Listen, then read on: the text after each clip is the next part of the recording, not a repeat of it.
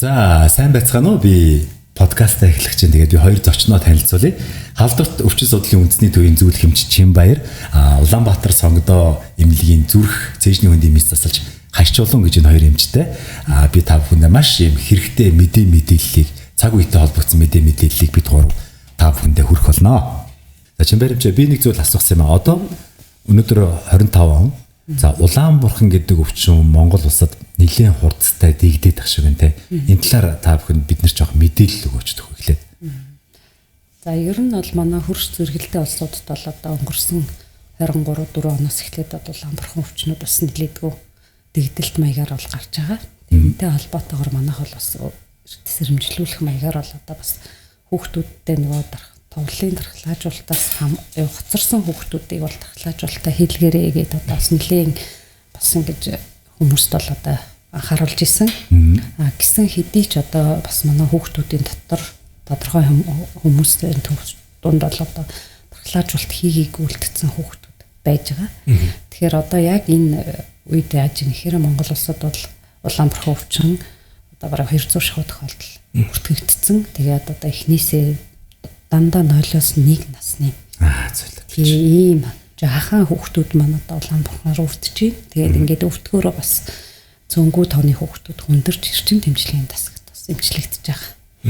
Тэгэхээр энэ яг юутай холбоотой гэхээр энэ хүүхдүүд бараг л 80-90% нь нөгөө Улаанбурханы маань вакцины хийлгээг хүүхдүүд байна. Энэ чинь Улаанбурхан чинь яг төрөнгүүд нь хийдэг товлолт вакцин уу? За Улаанбурхан өвчний эсрэг вакциныг бид болохоор хүүхдийг төрснөөс хойш 9 сартай тэгээд 2 настайд 2 тун хийдэг. Тэгэхээр яг одоо миний хэлээд байгаа ингээд ихэнх хүүхдүүдэд юу байна гэхээр зарим хүүхд бол нөгөө товлын Улаанбурханы вакцины хийх 9 сард хүрээгүй хүүхдүүд байна. За 9 сараа 2 наснаас дээшийн хүүхдүүд өвдөж байгаа хэм байна гэхээр яг энэ вакцинаас хоцорсон хийгдийг үлдсэн хүүхдүүд байна. Товлолт вакцин одоо зөвөржийн сайн дурын вакцин хоёр бол өөр ойлголт баг тийм үү? Өөр. Хуулиараа одоо яаж байд юм бол заавал хийх ёстой байдгүй. Тэг Монгол улс бол дархлаажуулалтын хуультай. Тэгэхээр ингээд ер нь бол иргэн бүр бол одоо хуулийг дагаж мөрдөх ёстой. За тэгэхээр дархлаажуулалтын хуулинд бид юу гэж тусгаж өгсөн байдаг юм бэ гэхээр за тэр их товлын вакцинуудыг бол бүгднийг хуульчлаад өгсөн баг. Яг хүүхдийг төрөнгүүт ийм вакцины хийн тэдэд нь сартаад нь тэр вакцины тэм тун гэдэг. Тэгэхээр энийг бол одоо иргэн бүр одоо хүүхдийнхаа төлөө заавал хийх шаардлагатай. Яагаад гэж байгаа юм гэхээр одоо бид дархлаажуулалтыг одоо ингээд нэвтрүүлснээрээ Монгол улс төдийгүй ерөн дэлхийн дахинд маш олон өвчнөөс бол маш олон хүний амь насыг бид аварч чадчих. За одоо хамгийн одоо Улаанбурхангээ ярихад би юу гэж хэлэх вэ гэхээр ер нь хүн амын дунд Улаанбурханы дархлаажуулалт хийгдсэн болоод Улаанбурханы өвчнөр өвдөөд эдгсэн энэ хүмүүсийн хувь бол нэг 95 орчим хувь байж иж Улаанбурхан өвчин тэр улс оронд бол дэгдэлт маягаар гарахгүй байх хэвээр. Яагаад гэхээр энэ өвчин өөрөө маш их өндөр халдварлалттай. Нэг хүнээс одоо 95 бараг 98% одоо хавьтал болсон хүмүүс халдвар авдаг, өвчлөдөг. Тийм болохоор хүн амын дунд дархлаажуулалтын төвшин дээрэс нь өвдсөн дараах дархлааны төвшин өндөр байж иж энэ өвчин дэгддэггүй байдаг. Ийм зүг тогтолтой өвчин өөр. Нэг үгээр хэлэх юм бол одоо нөгөө юу гэлж байна? Сүргийн дархлаа. Тий, бид хэд нэг ковид үед бас баахан сүргийн дархлааг ярьсан шүү дээ. Тэгэхээр тэр сүргийн дархлаа гэдгийг бид нэгдүгüрт нь гол нь вакцинаар үүсгэж байгаа гэсэн үг хүн амдаа. Зүгээр ингээд хүмүүсийг өвдүүлээд бид нар бас ингээд сүргийн дархлаа талж болно л та. Гэтэл энэ бол арай дэндүү амар хитрхи үнцэнтэйгээр бид сүргийн дархлаатай болно.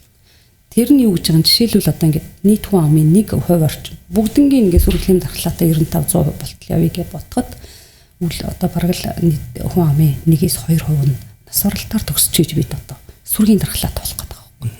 Одоо Улаанбурхан сэжиглэлийг ямар шин дэмдэг илэрхүү. Мөн энэ дэр гэрээрээ авах арга хэмжээ ямар үед нь жишээлбэл эмнэлэг дээр очих вэ? Би одоо юу зөвлөд байгаа юм хэр болж игэл хүүхд чинь шалтгаан тодорхойгүй. Яг одоо манай хүүхдээ хоолоо идэлцээ халуураад байна гэж байгаа л бас нэг өөр хэрэгтэй бол тий. Гихгүйгээр нэг их онцгийн шалтгаан байхгүй мөртлөө хүүхд чинь тодорхойгүй өндөр халуураад байгаа бол та заавал одоо бид магадгүй Улаанбурхан нэгэнт бидний дунд байгаа учраас сэжиглэн гэсэн үг. Ингэсэн тохиолдолд бид нар бусдаас айлуулах тэр хүүхдийг тусгаарлах эрүүл мэндийн байгууллагууд ч гэсэн иймэрхүү өндөр халуураад шалтгаангүй халуурж байгаа одоо 3-аас дээш өнөгч мөнгө халуурж байгаа энэ хүүхдүүдийг болж өгвөл тусгаарлаж, эренбэлж, тусад нь бусдаас тусгаарлаж эмчлээрэй гэдэг ийм зөвлөмжийг бид бол ард иргэд болоод эрүүл мэндийн байгууллагуудаа өгöd байгаа. Вакцинтай хүүхэд өвдөх үү?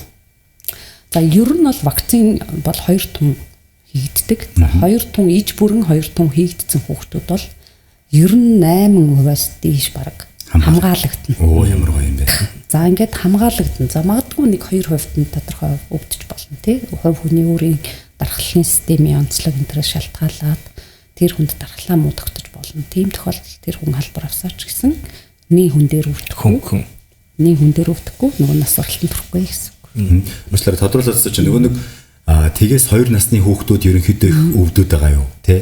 Тэрнээс дээш нь араа гайгүй юу? Яг уу одоо жишээлбэл нэг 4 5 6 7 8 настай хүүхдүүдтэй хүн байлаа гэж үзэхэд халуураад байвал яг уу хоолойных өвдөөгөө мөртлөө халуураад байвал бид нэр шууд эмнэлэгт хандах ёстой юу?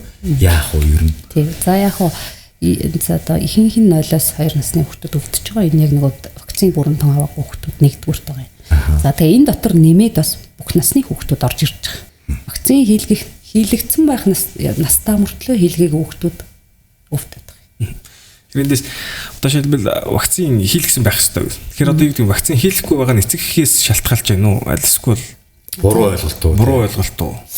Энэ дээр бас янз бүрийн шалтгаан баг шүү. Нэгдүгürt нь зарим тохиолдолд нөгөө ээж аавууд маань бас анхаарахгүй ингээд хүүхдийнхаа вакцины хийгдгийг үлдчихэж байгаа ч байж байна. За зарим нь болохоор яадаг гэхээр яг тэр вакцины хийлэх ёстой тэр хугацаанд нөгөө уг хүүхэд маань халуураа таниад хүрсэн ч юм уу өөр нэг одоо өвчний ч юм уу шалтгаанаар яг тухайн өдөр нь вакцины хийх заалт байхгүй байж хахад байх юм бол эрүүл мэндийн байгууллага маань одоо вакцины хийдэггүй байхгүй юу? Өндөр халуурж байгаа магадгүй нэг ханиад гатгаагаар өвдсөн байгаа үед нь цочмог өвчний үед хийгдэггүй үлдчихдэг. Тэгэнгүүт эргэж нөгөө бас л ээж аваа хариуцлага болно. Магадгүй тэр эмчч гэсэн зөвлөх хэвээр. Өнөөдөр би энэ хүүхдэд 9 сард улаанбархны вакцины хийх гээд эртэл энэ хүүхд маань халуураа хоолоо өвдсөн ийм үед нь бол хийхгүй. Тэгэхээр та хүүхдийнхээ халууныг буугаад ханиад нь хоолоо зүгээр болоод идэхээр дараа 7 хоногт хурж заавал хэлгэрэй гэдэг ийм зөвлөмж өгч явах хэрэгтэй. За би нэг зүйл асууя. Одоо жишээлбэл Герман, Европын орн, Америкт хийж байгаа улаанбархны вакцин, Монголд хийж байгаа улаанбархны вакцин хоёрын хооронд ялгаа байдгүй, яг адилхан байдгүй. Баталгаажуулах ёстой олон улсын сертификат бүх юмыг хангацсан ийм вакциныг Монгол улс нүүбийн хүүхдийн сангаар дамжуулаад хүлээж авч бид хүүхдүүдтэй хэрэгэлдэг. Тэгэхээр дэлхийн нийтэд хэрэгжилж байгаа вакцинууд бол үндсэндээ бүгд ижилхэн байгаа гэсэн. Одоо бид улаанбархны эсрэг вакцин юу хэрэгжилж байгаа юм гэхээр улаанууд гахаа авдрис гэсэн ийм гурвалсан ийм вакциныг бид хүүхдүүдтэй хийж байгаа. Тусаад идэвхцэн хүүхд маань дахиад вакцин хийлгэх ёстой юу? Одоо яг нөгөө 0-оос 2 насны хооронд одоо байж байгаад нөгөө 9 сартаа 1 настай ч юм ингээд вакцины өмнө өвдчихлөө шүү дээ тий. Тэгвэл энэ хүүхдэд одоо дахиж энэ улаанбархны вакцины хийх шаардлага байхгүй. Ягаад гэвэл улаанбархан өвчнөр өвчлсөн хүнд насан туршийн дархлаа тогтдог. Гэхдээ энэ дээр би бол бас хэлнэ. Ягаад тэгэхээр нэгэнд бид нөгөө товлолоор улаанбархнаас гадна би сая хэлсэн чинь улаанууд махаа авдар гэдэг. Тэгэхээр энэ хүүхэд бас энэгээр өвчөлөх эрсдэл үлдчихнэ гэсэн үг. Тийм болохоор би бол энийг зөвлөнө. Тий. Тэгэхээр ягаад тэгэхээр нөгөө хоёр өвчнөөсөө бид бас хэлэх зайлшгүй шаардлагатай. Та түрүү нөгөө нэвтрүүлгийн хэлсэн шүү дээ. Одоо Америкт, Европт ч тэр Хятадч тэр Оросч тэр улаанбархан дэгдэж байна гэж тийм. Одоо жишээлбэл энэ жил цаа ингээд 200 гэж байна. Ер нь ингээд юм давтамжтай дэгддэм үү? Одоо яг хэд хэдэн жилийн давтамжтайгаар ингээд дэлхийн нийтээрээ дэгддэм үү? Эсвэл тухайн нэг орноос ингээд гараа явж гинүү?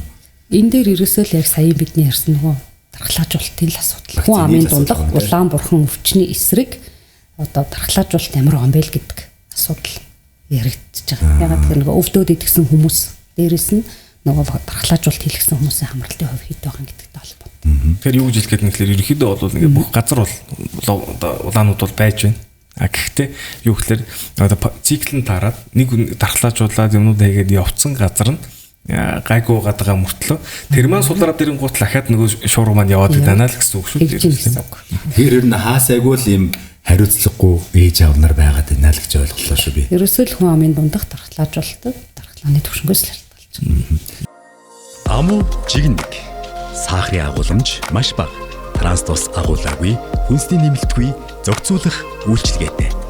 Таны эрүүл мэндэд.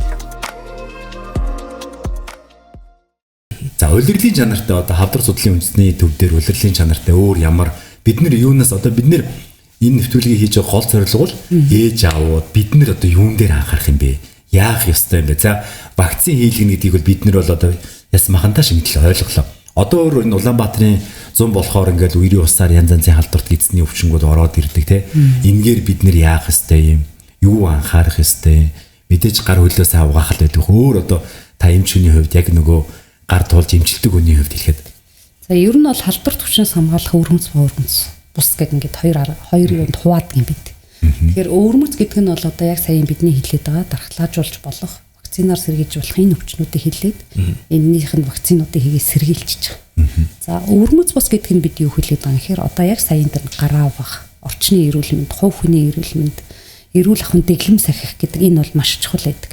За одоо жишээлбэл одоо бид хэд энэ жил одоо ерөнхийдөө бас нэг менингокок талбар гэдэг нэг нэлээд яригадаад байна шүү дээ тийм. Энэ жоохон анхааруулаад байгаа. За тэгэхээр менингокок талбар гэхээр энэ нь бас юу юм бэ гэхээр нянгаар үсгэгддэг. Тэгээд ингээд бас ингээд нөгөө хэдийгээр одоо нөгөө цөөн тохиолдол байгаа ч гэсэн хүүхэд тэр тусмаа ялангуяа бага насны хүүхдүүд 0-5 насны хүүхдүүд энэ төр өвдгөөрөө маш хүнд хэлбэрээр өвддөг. За маш хүнд хэлбэрээр өвдгөөр бас нөгөө нас баралтанд хүрээд идэг. Дээрээс нь бас дахир дутуулж үлддэг гэдэг. Ийм аюултай учраас энэ дээр бас аюул сайн яригадад энэ хүмүүс ч ард иргэдийн дунд ч гэсэн энэ менингокок талбарын тухай нэлээд ойлголт байдаг. Дээр үеэсээ манайхан ч цахилгаан мэн гэдэг ч ярьдаг. Тэгэхээр энэ болохоор манай ард түмэн яагаад вэ гэхээр энэ нөгөө цахилгааны хурдаар гэдэг юм аяг л төсөөлүүлээ хэлсэн юм шүү. Гэхдээ энэ бол яг үнэндээ бол маш богино хугацаанд хүндэрдэг. Яг тухайн үед нь оншиг тавьж зөв арга хэмжээ авсан ч гэсэн бас амнастыг аварч чадахгүй юм нэлийн тохиолддог. Ийм учраас энэ дээр анхаарах хэрэгтэй. Тэгэхээр эндээс бид яаж сэргийлэх юм бэ гэхээр одоо нөгөө бид хэд ковид бол бидэнд маш сайн туршлага үлдээсэн гэж би боддог. Тэгэхээр ковидын жилүүдэд ерөн зөвхөн Монгол улс төдийгүй бүх улс орнуудад амьсгалын замын халдвар, томуу, гидсний халдварууд энэ бүх өвчлөлүүд бүгд бүр ингээд бүр прогресс шиг бус өвчлөлийн тоо юм бэ тий. Энэ юу хэлээд байна гэхээр нөгөө өвөрмөц биш хамгаалах боломж, өвөрмөц биш урдсан сэргийлт гэдэг юм байна. Үйлчлдэг гэдгийг бид баталж байна. Тэгэхээр манай Монгол хүмүүс ч гэсэн маш сайн дэглэмсгсэн. Тийм болохоор одоо тэр гараа аваа, маск зүй. За тэгээд гэдэг ийм зөвлөмж. Тэгэхээр нөгөө эмгэг зам нь хэрхэн яаж явах вэ? Одоо шилбэл Улаанбаатараас ялгаатай нь юу ах вэ? Мөн хүндрэл нь бид тэр нь яаж мэдэх вэ? Одоо менингит одоо тусцсан байгаагүй хамгийн түрүүнд яаж мэдэх вэ? Ямар өвчнөд андуурдах уу гэж энгийнээр тайлбарлаж хэлвэл тийм л юм шиг үү те. Тэгэхээр одоо бас л нөгөө халуурдаг.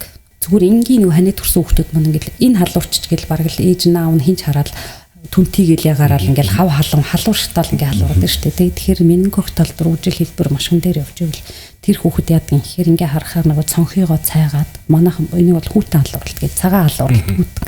Тэгээ гар хөл нь хүүтэн тэгсэн хэрнээ ингээд би энэ халуун тэгээ би халууны нүцгэр 39 38 39 хүрээд ингээд хүүтэн цагаан халууралт гэж нэрлээд байгаа. Тэгэхээр энэ их аюултай шинж.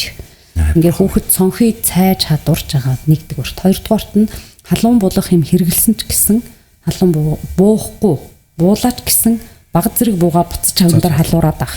За ингэнгүүтээ хүүхэд бусад өвчний одоо хөнгөн өвчний үеийн халууралт яадаг юм гэхээр халууны буулагчгууд хүүхэд сэргэлэн цавуулаад хоолоо идээ тоглог үжгаад халуурахаараа буцаа нурмаачдаг. Гэтэл энэ дээр бол хүүхэд суулгах, бөөлжих ингээд хоолоо идэж чадахгүй ингээд дээрээс нь ингээд нурмаагаад ингээд цанхыгоо цайгаад хүүтэн гар хөл нь ингээд байгаа бол энийг нэн яралтан хамгийн ойрхон эрүүл мэндийн байгууллагад очиж онцлог яаралтай арга хэмжээ авах хэрэгтэй. Одоо ингээд улирлын чанартай бас янз янзын халдварт өвчнүүд байдаг ш. Жишээлбэл одоо сая би уншижсэн Айл аймагт ч үл Ховд аймагт үл 2000 ширхэг таруу гагнах зөвшөөрөл олголоо гэж байна те. Одоо ингээд 100 боллоо. Таруу гагнаа, тарууны махан дуртай хүмүүс байдгаа, иддгээ, тулан болгодгоо. Энэ дээр одоо та хүмүүст юу яг юу гэж зөвлөх үү? Юу нь яах ёстой? Тэгэхээр одоо би дандаа л нэг дөрмөөс ахих гэдэг юм байна. Тэгээ дөрмөөс өөр одоо нэг энгийнээр одоо яах вэ? Тэгэхээр энэ дээр хараа. Ер нь ямар ч өвчнөөс хамгаалах хамгийн сайн арга бол өвдөхгүй байх байхгүй юу? Тэгэхээр эрсдэл зан үйлийг байлил гэж хэлнэ. За ерөнхийдөө манайх чинь бас тэр нөгөө ан агнуурт чинь бас хугацаатай 20 цээртэй бас зөвшөөрлөлтөй явдаг шүү дээ. За дээрээс нь тэгээд тиймэрхүү эрсдэлт бүлгийн хүмүүс байгаа бол бидэнд бас таргун дахлах өвчин эсрэг вакцин гэдэг байж байгаа.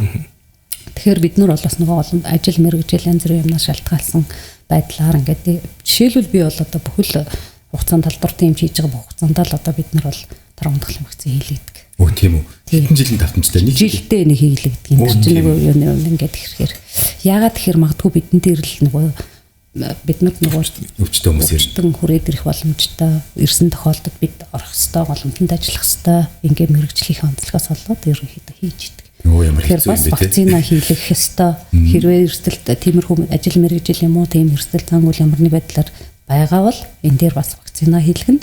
За тэгээд дээрэс нь тэр нөгөө байгалийн голомттой ийм бүс нутгуудад ялангуяа өвдсөн одоо үгсэн таргуу зурм амьтдын сэг зэмийг одоо бас аль болох оролдохгүй тийм тохиолдолд одоо орон нутгийн байгууллагуудад хэлээ тэрийг устгалд оруулж авах ингээд их чухал юмнууд байдаг. За сайн ингээ удирдлын чанартай өвчин гэхээр одоо ингээд хавар дулаархаар мандад бас хажиг талдуур гэдэг юмуд гараад байна. Ялангуяа энэ аймагтаа сэлэн бэлэн гэдэг ингээд газар байгаа шүү. Тэгэхээр энэ дээр бас бид нар хажигт энцефалит гэдэг өвчин байж байгаа. Тэгэхээр тэр хажигаар дамждаг. Тэгэхээр энэ хажигт энцефалитийн эсрэг вакцин бас Монгол улс бид нар бол бас хийдэг. Ерөнхийдөө бол маш сайхан мэдээлэлтэй болж ашигч юм асуух гэж байна. Ер нь бол хамгийн чухал юм бол одоо халдвар төвчнийг бол ерөөсөө вакцинаар авах ёстой. Зайлшгүй хэрэгтэй гэдэг утгаар нь ханган нийлүүлээд хийгээд хэвшсэн энэ байдлыг манай тогтолцоо маш сайн явсны. Гавья гэж би бол боддог. Энэ их чухал. Тийм бол одоо шилүү гадагшаа буюу одоо зан үйлдэл их гэж шүү дээ. Одоо би бол нэг ойлгож байгаа нөгөө Африкийн орнууд руу явахаас өмнө бас нэг вакцин одоо нөгөө тий шар чичиргийн вакцин. Тийм шар чичиргийн вакцин гэдэг хариулдаг. Нэлээ өвддөг гээл те. Тэр чи одоо манайхан чинь нөгөө аялал жуулчил одоо хил хязгааргүй болсон. Тэрэн дээр чинь хийх хөлөгчд мандал яваад байдаг. Тэгэхээр Африкийн орнуудад очдог тэнгүү шар чичир өвчин гэдэг бас энэ нөгөө шумуулуудаар дамждаг москитоор дамждаг өвчнүүд байгаа. Тэгэхээр хамгийн юм гэгүүт нь хамгаалж болдог юмнуудыг л бид нар хийж өгөө явуулж байгаа. Би нэг очиж хийлгэх гээд очсон чинь тэр нөгөө шумуулын халуун орны вакцин чичиргээч үлээ. Тэрний вакцин дууссан гэ би соос төр $400 $500 хийлгэж авчихсан ш. Тэрийг бол үнгүүгээр манай уул нь халдварт дээр хийжт юм бэл тээ. Гэхдээ тэрийг бид манайх чинь нэг бүр тийм өндөр үнэтэй бол биш шүү. Тэр сайн дурын дархлаачуулалтаар нэг 10,000 төгрөгийн үнэтэй лүү хийгд. Тийм байсан баха. Чи дууссан гэдэг уучлаарай. Би нөгөө нэг халдвартын хэмжил болохоор бас ингээд айгуу хилчмэр санагтаад байдаг нэг юм бас хилчигээ бодчихлоо. Яг ингээд вакцины ярангуут Монгол улсад гепатит гэдэг өвчин бол маш өндөр тархалттай байсан. Вирус гепатит. Тэгэхээр вирус гепатитийн одоо тэр олноороо өвдөжсөний хор хөнөөлийг бид одоо энэ олон илгэний хавдартай хүмүүсээр харж байна. Би илгээ солиулсан шин. За тийм. Тэгэхээр их айгуу сайн мэднэ гэсэн. Тэгээ би энэ дээр одоо миний хамгийн хилд айгуу хүм болгон сонсож байгаасаа гэж боддог юм ихээр бид нар одоо нөгөө хамгаалж болдог гепатитийн вирус байна. За энэ нь бол А гепатитийн вакцин байгаа бидэнд. Дээрээс нь Б гепатитийн вакцин байна.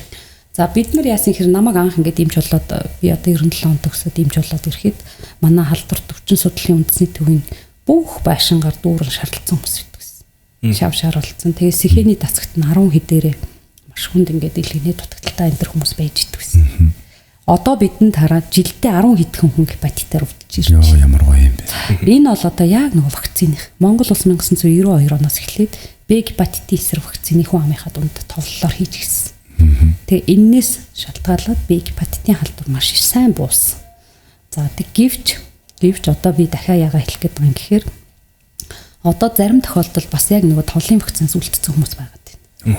Тэгэхээр эдгээр ингээд харамсалтай нь вакцин хийчихвэл одоо манайх магадгүй үлдсэн юм эсвэл одоо бид нар ингээд нэг 20 морь хүрсэн юм уу ингээд энэ хүмүүс шүү дээ 10 вакцины дархлаа бол нэг 15-аас 20 жил тэрний дараа суларна гэж үзэж байгаа. Тэгэхээр би одоо хэнийг вакцин хийлгээч Б-гийн вакцин гэж хэлэх гээд байгаа юм хэр одоо нөгөө 18 20 настангуудыг дархлаа тогтцоо үзээд хэрвээ ямар нэгэн Б вирусын халдвар та аваагүй байгаа бол таны вакцины дархлаа суларсан бол та дахиад халдвар төвчин судлалын үндэсний төв дээр очиод нэг удаадаа 5,000 төгрөг төлөөд 3 том вакцины 3 удаа хийлгээч 15,000 төгрөгөөр. Ингэх юм бол та Б гепатитийн халдвар авахгүй. Маш олон эрсдлүүдээс хамгаалах бол. За яагаад Б-г бид онцлоод байна гэхээр Б гепатит нэгэн халдвар авсан тохиолдолд энэ маань одоо нөгөө эмчилгээ аягүй төвхтэй. Архаг Б гепатит болоод үлдчих юм бол Б гепатитийн эсрэг эмчилгээний үр дүн хэдийгээр одоо Б-гийн эсрэг юм байгаа ч гэсэн харьцангуй удаан хугацаанд харьцангуй үр дүн багтаа авчих гээд байгаа. Тийм болохоор энэ дэр халдвар авахгүй баг. За дээрэс нь Б гепатиттай хүн Д вирусын халдварыг давхар авдаг. тодорхой ховд нэг мэдгэд би бэтэ ингээд 5-10 жил явж исэн чинь бөөмд ингээд мэгдсэн Д вирус авцсан гэд.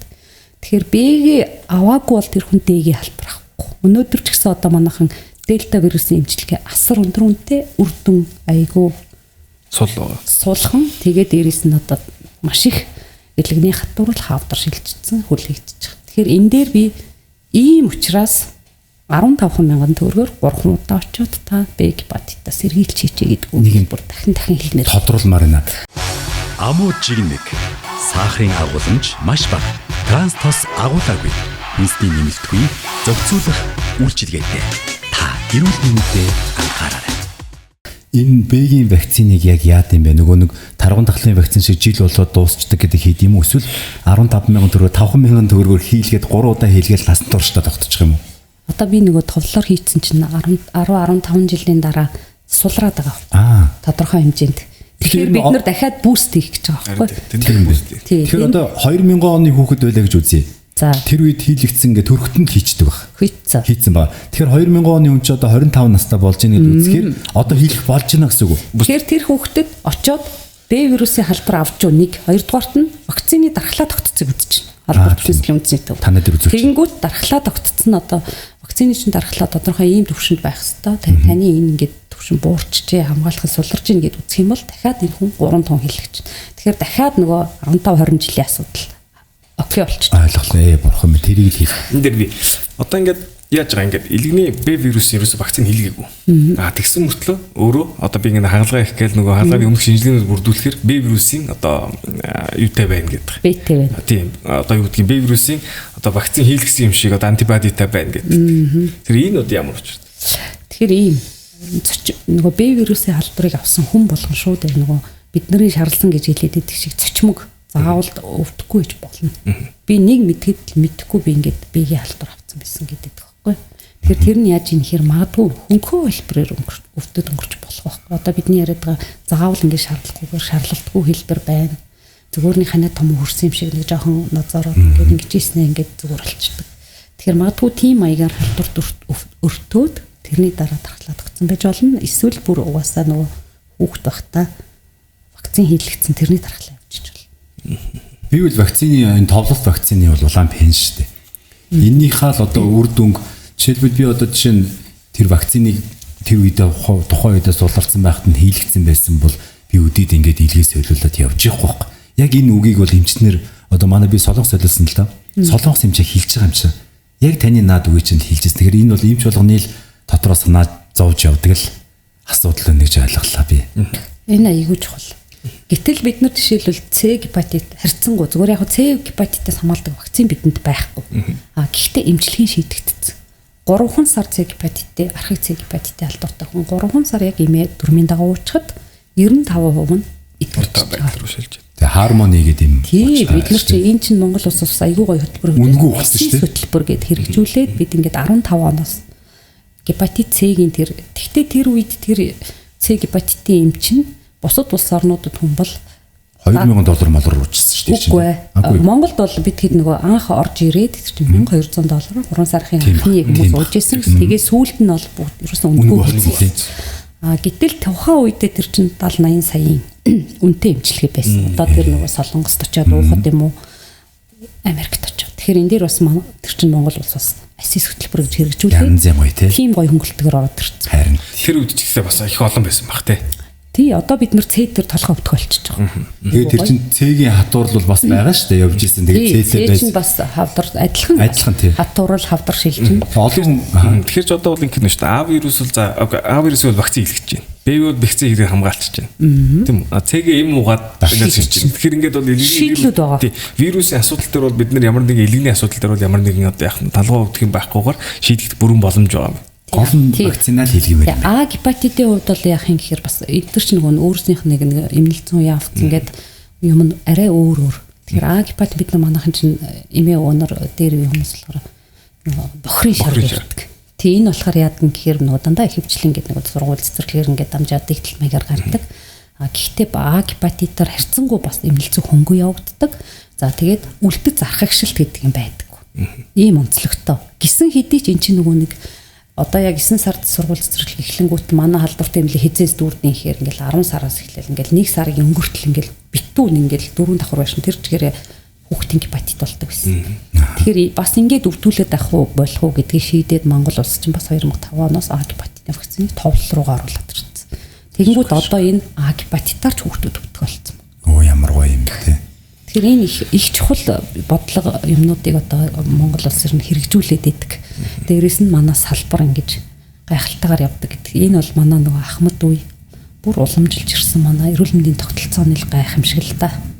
Тэгэхээр бол одоо бид нарт хамгийн сайн мэдээ бол элгэний асуудлыг бол бүрэн шийдэх бүрэн боломж нь байгаа мэн. Гэхдээ энэ бол яг нь цаг хугацаанаас эрт шийдэгдэх асуудал буюу вакцины асуудлуудыг бүрэн шийдэх. Нэг асуудал. Ерөнхийдөө ингээд нас баралтуудыг би ингээд нэг ерөнхийдөө үзэж байгаа байхгүй. Тэгэхээр ерөнхийдөө бол яг эмэгтэй хүмүүс бол умаа үзэн хорт авдар айгүй өндөр байдаг юм байна. За бараг 1-2 тон шахуу ороо явдаг юм байна. За тэгэнгүүт хэм одоо нөгөө юуны умаа үзэн вакцин бол байгаад идэг. Хөхөнцөр вирусын вакцин байгаад идэг. Тэгэхээр тухайн вакциныг одоо товлолтоор ордгоо альсгүй бол яаж орж хүн өөрөө очиж саналаараа өгж байгаа юу? Одоо энийг товлолд оруулсан. Энэ жилээс те? Тий, энэ жилээс товлолд оруулсан. Тэгээд энийг болохоор одоо заавал яг товлолын дагуу хийлгэнэ гэж байна. За дээрээс нь бид сайн дураар ус хийлгэж болдог.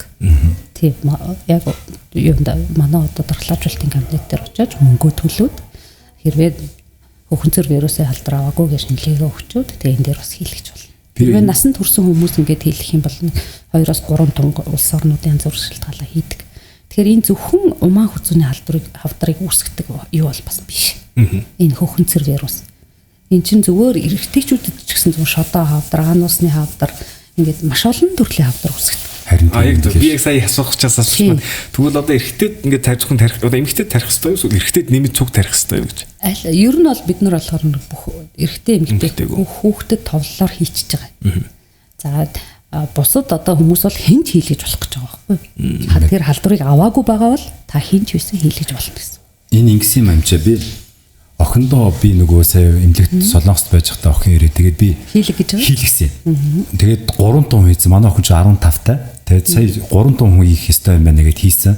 Тэгээд Солонгост байгаа тэр одоо тэр хөхөнцрийн тэр вакцин Монголд байгаа вакцинаас араа олон өөр төрлийн тэр нөгөө тайпуудыг хамгаалж байна. Тийм. Одоо 9 төрлийн хавдраас сэргийлнэ гэд байжсэн. Би тэгээд Монголыг уншиж чинь 4 билүү 5 төрлийн хавдраас сэргийл. Энэ ямар ялгаатай байт юм бол?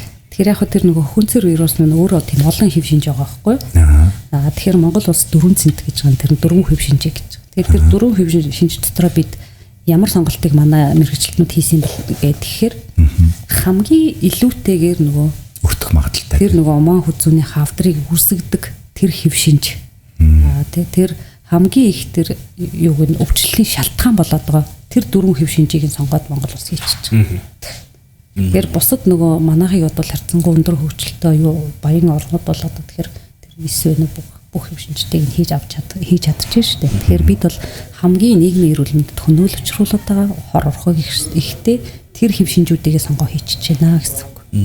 Аюултай юмнаас хамгаалчихж байна гэсэн. Өөр бидний одоо мэдэхгүй жишээлбэл өөр одоо хамгаалах ёстой хэлмээр ёстой вакцинууд байна. Тийм заавал хамгаалах ёстой вакцин байж болно. Одоо ийм өөрчлөлт сэргийлэх ямар арга замууд байна.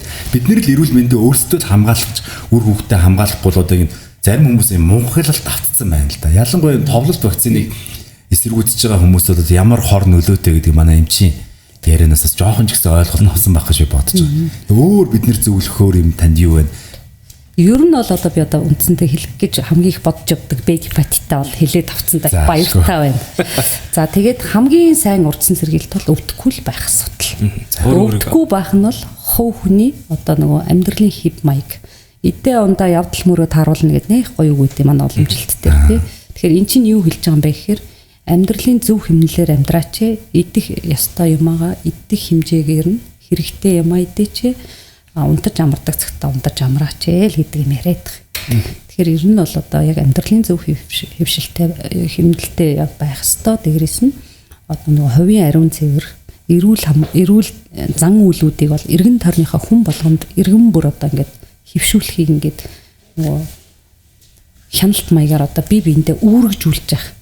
Одоо ганцхан бие өвдөхгүй байх нь чухал биш те. Надаас олж би өвдөхгүй ч гэсэн миний хажууд байгаа эрсдэлтэй бүлгийн нөгөө архаг өвчтөө дархлаа дарангуулагдсан, нөгөө эргэтэн солиулсан, нөгөө хавдартаа тэр хүмүүс, нөгөө жирэмсэн хүмүүс, нөгөө банцны хүүхдүүд маань алдар авчих юм бол маш хүн дээр өвддөг эрсдэл гардаг. Ийм учраас энэ хүмүүсийг л хамгаалахын тулд иргэн бүр өөртөө хариуцлага үүрхээс арга байхгүй. Ямар ч нэг үг байдаг шүү дээ нөгөө. Нөхөр нь би ингээд өвдөж байгааг одоо өвдөн гэдэг бол одоо өвдөхгүй байх гэдэг бол гэр бүлийнхээ өмнө үүж хариуцлага юм а гэж. Яг үнэн. Наач өстой гоё үг. Тий. За ингээд маш их баярлалаа чин баримжаа. Тэгээд сая би хэлсэн би энэ маань нэвтрүүлгийн хамтрагчаар ингээ амуу брэнд оролцсон. Тэгээд энэ амуу брэнд болохоор ямар нэгэн транс тоос янз янзын тийм биш. Яг эрүүл хүнс байдаг учраас би тань ингээд бүтээгдэхүүнийхээ дээжээс бэлгэлж байгаа. Тэгээд маш их ажилтай та явж байгаа. Тэгээд өглөө очиод өвчтөй ингээд нүүр тулж байгаа. Тэгээд цаг зав гаргаж ирсэн явдал маш их баярлалаа. Тэгээд бид нарт энийг сонсоод нэг 10 хүн энэ подкастыг сонсоод за нэг 2 нь ингэх ёстой байна гэж ойлгочих юм бол бид нарт энэ нийгэмдээ түгэж байгаа л бидний үүрэг одоо бидний хувь нэмэр гэж ойлгож байгаа. Танд маш их баярлалаа. За манай үндэсний үйлдвэрлэгч нар бас ингээд эрүүл хүнс үйлдвэрлэдэг болсон. Энэ хэдэл би бас их талархаж хүлээж авдаг. Би яг энэ амуугийн энэ бичээнийг бол манай охин бол одоо байнгын иддэг дуртай. Маш гоё амттай юм байлээ. Тэгээд хамгийн гол нь таранс тосон төр байхгүй болохоор надад бүр тийм хэрэглэмээ санагдаад байдаг байхгүй. За ингээд маш их баярлалаа. Цаг зав гаргаж ирсэн бас хашаа амжтай ч гэсэндээ маш их баярлалаа. Дахин энэ хоёр зочноо танилцуулаад магадгүй дундаас нь хүн үзэж болох юм те. Халдар өвчин судлалын үндэсний төвийн зөвлөх эмч Чимбаяр, Улаанбаатар сонготой эмнэлгийн зүрх цээжний хөндийн мис засалч хашаа амж хоёртоо маш их баярлалаа гэж хэлмээр. За баярлалаа.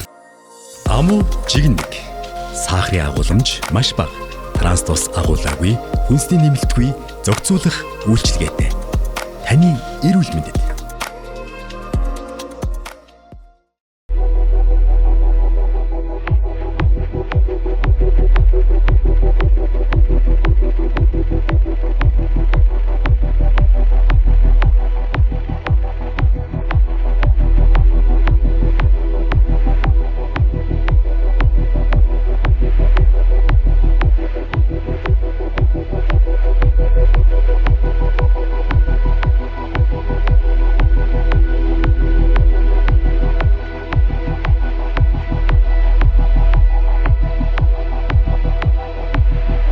Радио Хаус 89.7